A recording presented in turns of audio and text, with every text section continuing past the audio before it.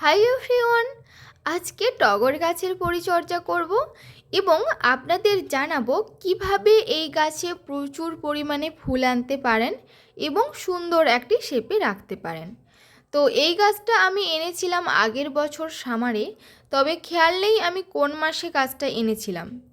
Winter ছাড়া সারা বছরই এই গাছটা প্রচুর ফুল দিয়েছে, সারাক্ষণই কুঁড়িতে কুঁড়িতে ভরে থাকতো।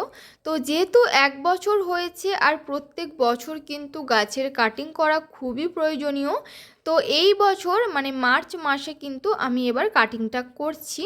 তো গাছটা দেখতেই পাচ্ছেন একটা বনসাই লুকে আছে এবং গাছটা আমি যখন থেকেই এনেছি তখন থেকেই এই যে শেপটা এরা নিজেরাই ধরে রেখেছে, আমি কোনো এর কাটাই ছাটাই করিনি। তো এখন শুরু করলাম কাটাই ছাটাই। তো যেভাবে কাটিং করবেন নিচের দিকের ডালগুলোকে ছোট রাখবেন এবং তারপরের ওপরের ডালগুলোকে ধীরে ধীরে বাড়াতে হবে। তো আজকে আমি করছি সফট প্রুনিং। তো এবার এই গাছটা দেখুন সারা বছর ধরে সমস্ত খাদ্য সঞ্চয় করে যে পরিমাণ ডাল অর্জন করেছিল বা পাতা অর্জন করেছিল তা কিন্তু আমি অনায়াসে কেটে দিচ্ছি। তো গাছটা কাটতে খুবই মন খারাপ লাগছিল, কারণ আমার বারবারই প্রত্যেক ভিডিওতে বলি যে গাছের ডাল হোক পাতা হোক কাটতে কিন্তু একদম ভালো লাগে না।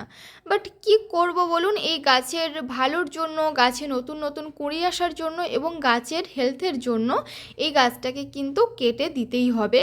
তো এবার আমি মাটিটাকে আলগা করে নেব দা দিয়ে। আর যেটা দেখলাম প্রচুর রুট বাউন্ড হয়েছে, তো যেহেতু এখন আমি রিপোর্টিং করলাম না, আমাকে হয়তো কয়েক মাস পরে রিপোর্টিং করতে হতে পারে। তো এবার দেখাবো কি কি খাবার দিতে হবে গাছে। এখানে নিয়েছি এক মুঠো হাড় কুচি, শিং কুচি এবং সর্ষের খোল, 1 চামচ নিয়েছি বাদামের খোসা, 1 চামচ নিয়েছি কলার খোসা এবং 1 চামচ নিয়েছি নিমের পাতার গুঁড়ো।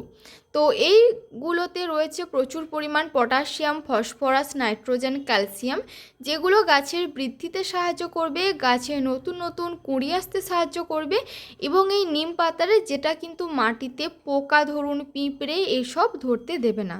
তো মাটিটাকে আমি গোড়ার দিকটাতে সরিয়ে নিয়েছি এবং খাবারটা ভালো করে মিক্সড করে প্রয়োগ করে আমি এই চামচটা দিয়ে হালকা হালকা মাটিটার খাবারের ওপরে ঢাকা দিয়ে দিলাম।